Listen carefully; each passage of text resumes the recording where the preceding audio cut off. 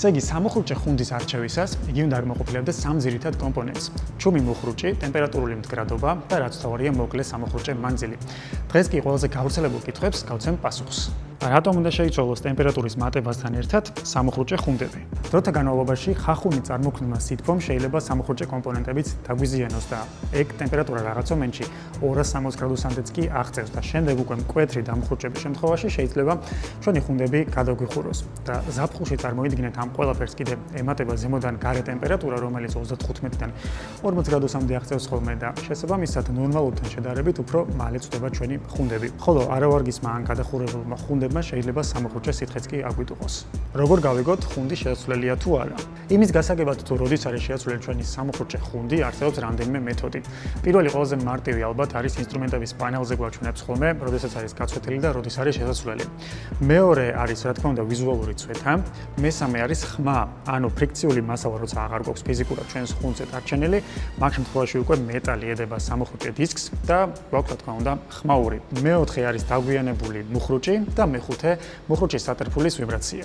რა ხდება თუ ხუნდებს თავის დროზე არ შევცვლით? რაც უფრო დაზიანებულია ჩვენი სამუხრუჭე ხუნდები, მით უფრო რთულია ავტომობილის შენელება, შესაბამისად იზრდება სამუხრუჭე მანძილიც და როდესაც დაზიანებულია ჩვენი ხუნდები, გვიწევს უფრო ხშირად მუხრუჭის გამოყენება და ამ შემთხვევაში კიდე პირველ რიგში ზიანდება ჩვენი საბურავი, ანუ უფრო მალე წვდება და რაღაც მომენტში შეიძლება ბალანსიც კი აირიოს. და ასევე დაზიანებულმა ხუნდებმა შეიძლება სხვა ჩვენი სამუხრუჭე კომპონენტები დააზიანოს და იგივენაირად დააზიანოს ჩვენი სავალი ნაწილები. შეიძლება თუ არა გამოიწვიოს ხუნდების დაზიანებამ სამუხრუჭე დისკის დაზიანება. დაზიანებულმა ან გაცვეთილმა ხუნდმა რა თქმა უნდა შეიძლება დაგვიზიანოს ჩვენი სამუხრუჭე დისკი. ანუ როდესაც ხუნდის ცვეთის კოეფიციენტი ნორმას ჩამოწდება, მაგ შემთხვევაში მასზე არსებული ფრიქციული მასალა უკვე ფიზიკურად აღარ არის და მასში შემადგენელი მეტალი რაც არის, ის ედება ფიზიკურად ჩვენს სამუხრუჭე დისკს. შესაბამისად, დისკიც უფრო მალე წვდება და იწყება ხმაური. რამდენ კილომეტრზე არის სასურველი ხუნდების შეცვლა?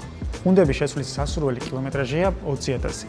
ზოგადად ხუნდების საკმაოდ დიდი არჩევანია ამ ბოლში და არის ისეთი ბრენდები, როგორც არის გერმანული ტექსტარი, რომელიც გამოირჩევა დიდი სიცოცხლის უნარიანობით და სიჩუმით. ასევე არის იტალიური ბრემბო, რომელიც კონდელოს შესანიშნავ წარმადობას და მინიმალური სამუხრუჭე მანძილი აქვს. არის ასევე იაპონური ნიშინბო, სხვადასხვა პირობებში მაღალი გამძლეობით გამოირჩევა. და არის რემსა, ესპანური ბრენდია, რომელიც მხოლოდ ესპანეთში აწარმოებს ხუნდებს. არის საშუალო ბიუჯეტური, თუმცა მაღალი ხარისხის ბრენდია და მხოლოდ ამ ბოლში შეგიძლიათ ის შეიძინოთ. მოკლედ არჩევანი საკმაოდ დიდი და მრავალფეროვანია, ამიტომ გელოდებით ამ ბოლის ფილიალებში, სადაც თქვენი ავტომობილისთვის საჭირო ხუნდებს შეგარჩევინებთ.